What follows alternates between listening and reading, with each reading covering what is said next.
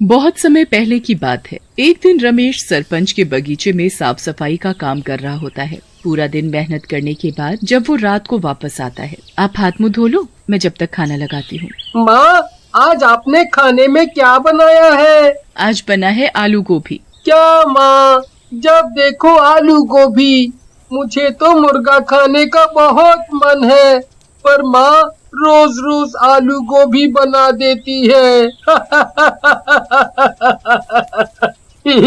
ठीक है, आज ये आलू गोभी खा लो, कल मैं मुर्गा ले आऊंगा, फिर खूब पेट भर कर खाना।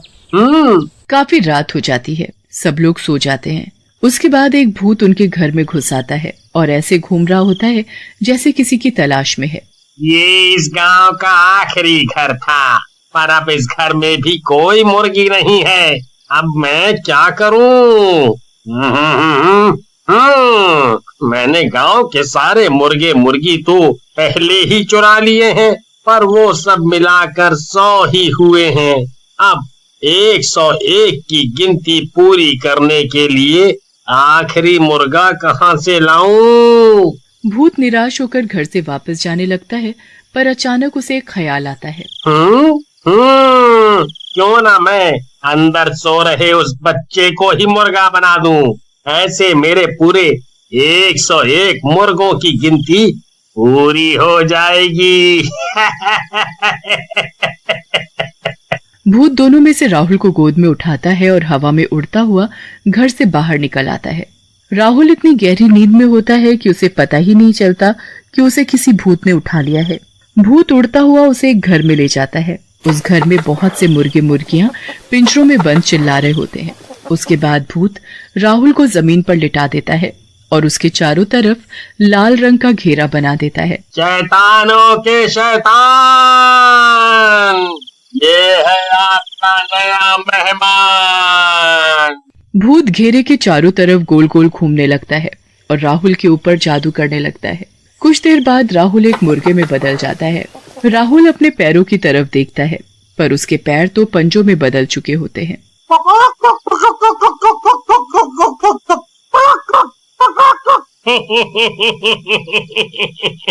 आखिर हो ही गए मेरे पास पूरे 101 मुर्गे।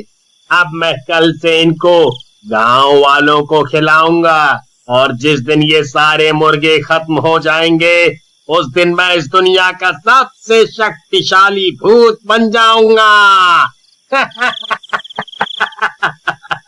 अगले दिन भूत अपनी दुकान खोलकर बैठ जाता है और गांव वालों को मुर्गे बेचने लगता है।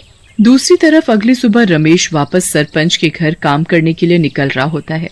मैं जा रहा हूँ, शाम को आते वक्त राहुल के लिए मुर्गा लेता आऊंगा। जी ठीक है। रमेश काम पर चला जाता है और कमला अपने घर के कामों में लग जाती है।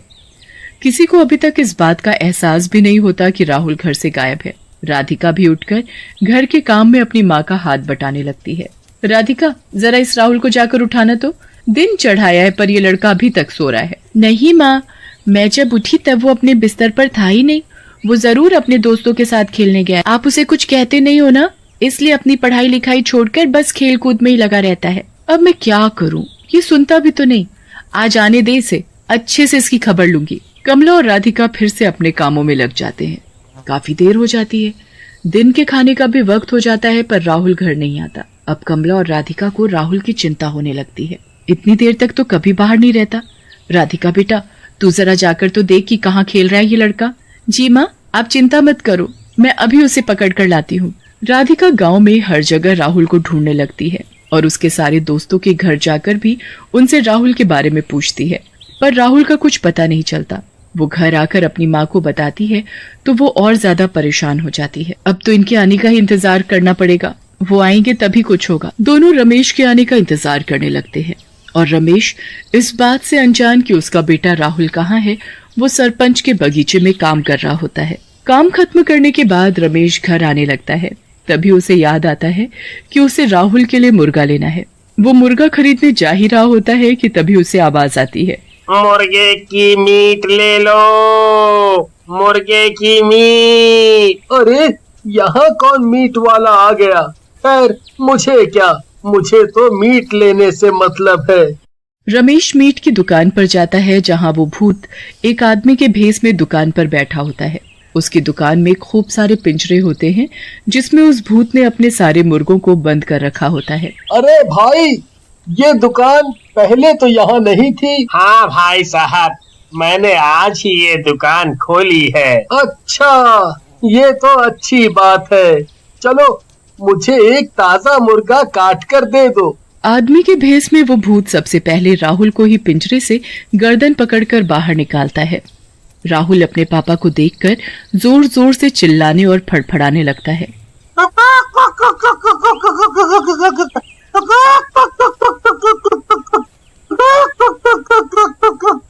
रमेश को कुछ अलग सा महसूस होता है। उसका बिल्कुल मन नहीं मानता कि वो उस मुर्गे को कटवाए। अरे भाई साहब, आप इसे काटो मत, मैं इसे घर जाकर खुद काट लूंगा। आप मुझे ये मुर्गा ऐसे ही दे दो। मैं काटूं या ये आदमी? मुझे तो इन सब मुर्गों की मीट इन गांव वालों को खिलाने से मतलब है। क्या हुआ भाई साहब, मुर्गा नहीं देना क्या? जी जरूर देना है भाई साहब। आप ये मुर्गा पकड़ो और घर जाकर ताजा ताजा काट कर खाना। रमेश उस मुर्गे को घर ले आता है। वो कमला और राधिका को ऐसे रोते देख हैरान होता है। क्या हुआ तुम दोनों को, रो क्यों रहे हो? राधिका सारी बात अपने पापा को बताती है। हे भगवान, ये कैसे हो गया? राहुल ऐसे कैसे गायब हो सकता है? अभी कुछ दिनों से मैं हमारे गांव में मुर्गे मुर्गी चोरी होने की बातें सुन रहा था, पर आज तो हमारा बच्चा ही गायब हो गया।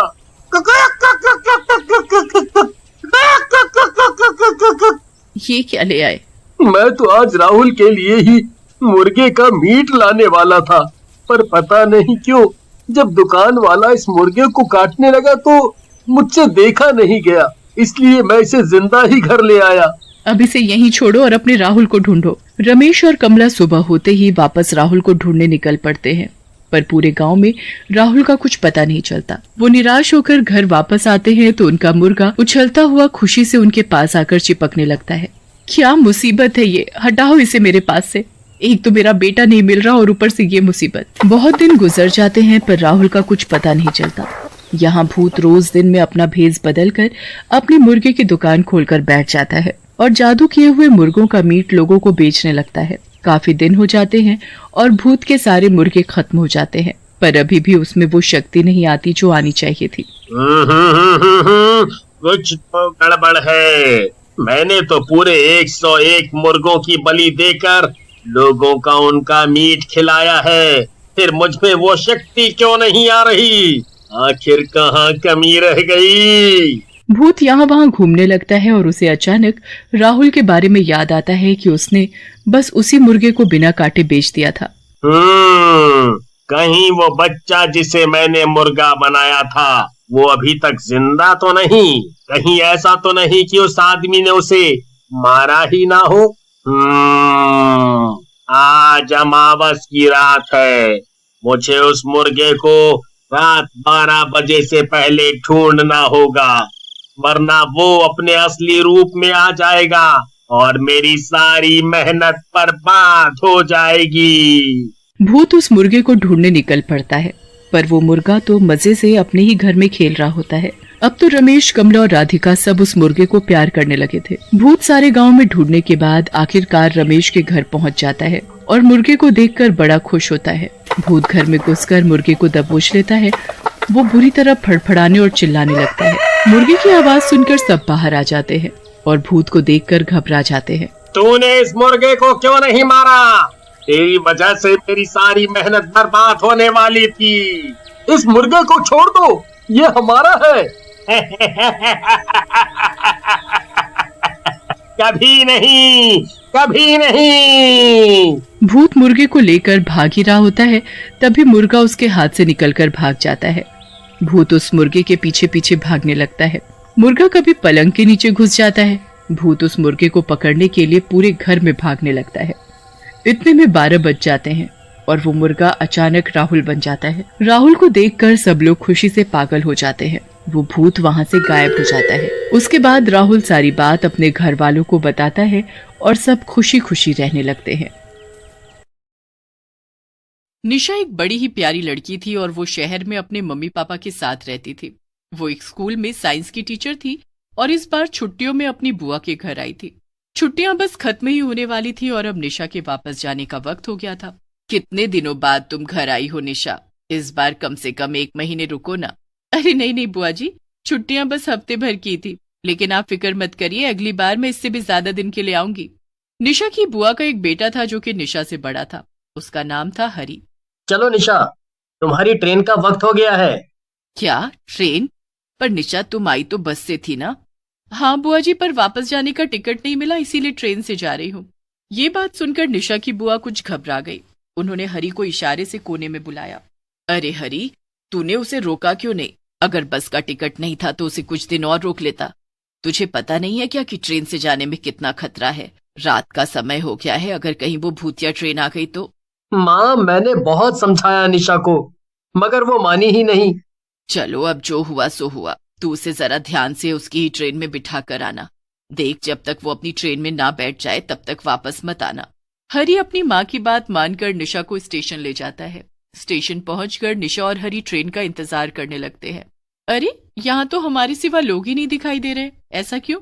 सब लोग ज्यादातर बस से आते जाते हैं और खासकर रात में तो यहाँ कोई भी नहीं आता है। क्यों? ऐसा क्यों? ऐसा क्या है यहाँ जो लोग रात को आते ही नहीं है? शहर में तो रात भर स्टेशन पर भीड़ बनी रहती है। लेकिन एक भूतिया ट्रेन की वजह से लोगों ने रात को यहाँ आना बंद कर दिया है। वो अक्सर रात को यहाँ से निकलती है और जो भी उसमें गलती से भी चढ़ जाता है वो कभी वापस नहीं आता है। क्या? कैसी बातें कर रहे हो तुम हरी? ऐसा कुछ नहीं होता है। तुम ऐसे हंसो मत निशा, ये कहानी नहीं है बल्कि एकदम सच है। गांव के कई लोग इस भूतिया ट्रेन का शिकार हुए हैं और कितने सारे लोगों ने तो अपनी जान तक गंवाई है। देखो हरी, मैं साइंस की टीचर हूँ और तुम चाहते हो कि मैं ये कहानी मान लूं? हाँ? क्या तुम भी? कुछ लोगों ने एक झूठी सच्ची कहानी बनाकर तुम्हें सुनाई और तुम सबने मान भी ली। अरे निशा, ये सच है। खैर छोड़ो, मैं तुम्हारे लिए पानी लेकर आता हूँ। तब तक स्टेशन पर एक ट्रेन आ जाती है। हरी निशा के लिए पानी लेने गया था और जब तक वो लौटा निशा ट्रेन में चढ़ चुकी थी। ट्रेन को देखकर हरी की डर के मारे हालत खराब हो जाती है, क्योंकि निशा गलती से भूतिया ट्रेन में चढ़ गई थी। नहीं नहीं निशा, वापस आओ, नीचे उतर जाओ, ये वही भूतिया ट्रेन है। मैं कह रहा हूँ ना तुमसे, तुम वापस आओ। बस भी करो हरी, ठीक है, मैं भूतों को तुम्हारा हेलो बोल दूंगी और कहो तो वीडियो कॉल भी करा दूंगी। हाँ? चलो बाय, अपना और बुआ का ख्याल रखना। इतना कहकर निशा ट्रेन के अंदर चली गई और ट्रेन फौरन चल पड़ी। बड़ी अजीब बात है, इस ट्रेन में तो मेरे अलावा कोई भी नहीं है, कुछ समझ नहीं आ रहा। निशा एक सीट पर बैठ जाती है, तभी उसकी नजर सामने बैठी एक औरत पर पड़ती है। वो औरत सफेद साड़ी पहनकर बैठी थी। हाँ, चलो कोई तो है यहाँ, मुझे अकेले काफी अजीब लग रहा था। निशा अपने फोन में कुछ देखने लगती है। जब वो दोबारा सामने देखती है तो वहां 2 औरतें बैठी हुई थी। दोनों ने सफेद साड़ी पहनकर रखी थी। अरे, अभी तो यहाँ बस एक ही औरत बैठी थी, अब ये अचानक से 2 कैसे हो गई? खैर, मुझे क्या। निशा फिर से अपने कामों में लग गई। अपना बैग सीट पर रखकर वो लेटने की तैयारी में थी कि उसकी नजर दोबारा सामने बैठी औरतों पर पड़ती है। इस बार सामने 3 औरतें वैसी सफेद साड़ी में थी। ये क्या हो रहा है? कुछ ना कुछ तो गड़बड़ जरूर है। फिर ट्रेन एकदम से रुक जाती है और निशा बाहर झांक कर देखती है। वहां एक बहुत अजीब सा स्टेशन था और उस पर कई यात्री खड़े थे। सभी यात्रियों ने सफेद रंग के कपड़े ही पहन रखे थे और सभी नीचे सर झुकाए थे। उनमें से कुछ यात्री ट्रेन में चढ़ जाते हैं और ट्रेन आगे चल पड़ती है। यहाँ तक कि निशा के सामने बैठी सब औरतें भी स्टेशन पर उतर जाती हैं। पता नहीं क्यों, मगर ये ट्रेन और इसके यात्री दोनों ही बहुत अजीब लग रहे हैं। निशा ध्यान देती है कि ट्रेन में बैठे सभी यात्रियों के पैर उल्टे थे। हे भगवान, ये तो सच में एक भूतिया ट्रेन है। अब मैं क्या करूं? इससे कैसे बाहर जाऊं मैं? निशा ध्यान देती है कि ट्रेन दोबारा एक स्टेशन पर रुकती है और वो भी ठीक 15 मिनट बाद। उस स्टेशन से वापस कुछ यात्री ट्रेन में चढ़ते हैं। ये ट्रेन हर 15 मिनट पर रुक रही है, मेरे पास बस यही एक मौका है बचकर भागने का। निशा चुपचाप बैठ जाती है और अगला स्टेशन आने का इंतजार करने लगती है। तभी एक डरावनी चुड़ैल निशा के ठीक सामने बैठ जाती है। वो निशा को घूर घूर कर देखने लगती है। हे भगवान, अब मैं क्या करूं? ये तो मुझे ही घूर रही है। मैं कैसे निकलूं अब इस ट्रेन से बाहर? निशा काफी देर तक वहीं बैठी रहती है, क्योंकि बाहर जाने के लिए उसे कोई तरीका समझ में नहीं आता। तभी उसमें से एक भूत हवा में उड़ने लगता है और बाकी भूत भी अजीब तरह से हिलने लगते हैं। निशा को अब बहुत डर लग रहा था। निशा जोर से चिल्लाती है, बचाओ। तभी ट्रेन फिर से एक स्टेशन पर रुकती है। निशा बाहर देखती है तो हैरान हो जाती है। उसका भाई हरी स्टेशन पर खड़ा था। कुछ भूत भी थे जो ट्रेन में चढ़ रहे थे। हरी ने एकदम भूतों जैसा भेष बना रखा था ताकि कोई उसे पहचान न सके। वो भी ट्रेन में चढ़ गया और निशा के पास आकर बैठ गया। निशा, तुम बिल्कुल फिक्र मत करो, मैं तुम्हें बचाने आया हूँ। हरी, तुम्हें यहाँ नहीं आना चाहिए था। यहाँ हर तरफ केवल भूत प्रेत और आत्माएं हैं। मुझे कुछ समझ नहीं आ रहा कि हम यहाँ से कैसे निकलेंगे। निशा, हम इस रास्ते से तो कभी इस ट्रेन से नहीं उतर सकते हैं। मैंने इस ट्रेन के बारे में बहुत खोज की है, क्योंकि गांव के कई लोग इसी ट्रेन की वजह से मारे गए हैं।